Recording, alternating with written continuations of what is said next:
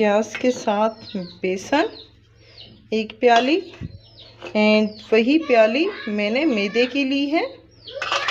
And उसी में कसूरी मेथी थोड़ी सी, में ये सूखी होती है तो इसलिए थोड़ी सी डाल रही हूँ, इसकी खुशबू बहुत ही अच्छी आएगी। एंड थोड़ा सा हरा धनिया एंड थोड़ी सी हरी मिर्च।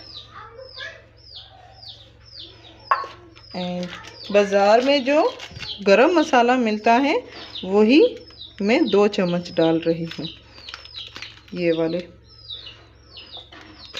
ठीक है। एंड उसी के साथ मैं डाल रही हूँ इसमें, झटपट से आपकी बन जाएगी ये रेसिपी, 2 चम्मच मिर्च, लाल मिर्च एंड 2 चम्मच मैंने नमक डाला है। नमक